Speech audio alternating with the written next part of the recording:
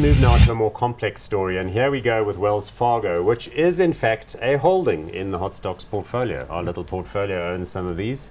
I'm a customer of theirs, and that's part of it, but that's not the real reason, I'd have to say. The interesting thing about this one is it's the second largest US bank by market cap and also by the number of branches and retail customers. It's got nearly 70 million customers.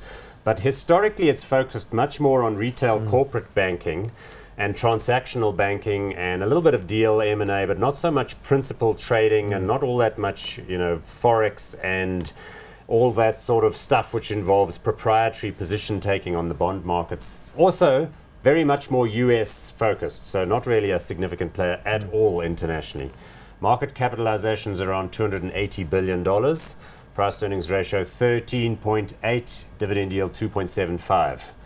I mean, the history of the bank really was that it was kind of a California-based bank, and then it bought Wachovia, which was East Coast, and so it's really been quite retail-focused. But the reason it's been in the news the last year, tell us about that saga. Saga. Quite negative that actually for multiple years, around 5 years, it appears that they were very aggressive sales targets for their staff, and they were ending up opening phantom accounts for their customers. So that really doesn't sound good. So in order to make various sales targets. So they would open, like if you had a current account, they would sort of secretly open a credit card account for you, but then shut it down 30 days later in order to meet their own sales target. And there were some fees that were charged, and actually, in fact, the fees weren't that significant that they earned, but I guess it's just the ethics of the practices. And the then CEO was very defensive of it as well, which was also bad for just the sentiment. Okay, but I mean, he's gone, right? Yes. He got the boot in the recent reorganization. Stumpf is out. That's right. And he's been replaced by Tim Sloan, who's an ex-Amex executive who was, in fact, on the board of Wells Fargo. And seems to be doing, I think, a good job just to repair the sort of the sentiment, because they are a retail type bank, so their brand and their credibility is very important. Let's look at the share chart, because what happens here is this one is, in fact, not all that far from its all-time high. I mean, it traded at $58 back in 2015, which is in fact shown there. And then since then, it's kind of had the dent. So what you can see in the right-hand part of that chart is in fact the effect of this problem.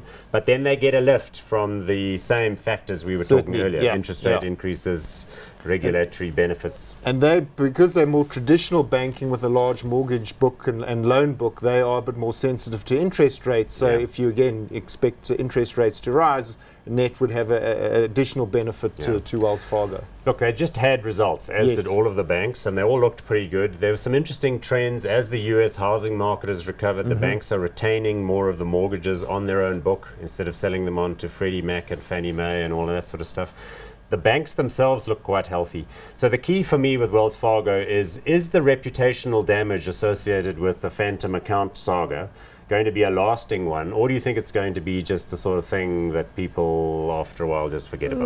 No, I don't think it was that serious. I mean, the other banks also had quite significant blemishes, and I think they still have survived. So I don't think the brand equity has been destroyed. Warren Buffett remains a major backer.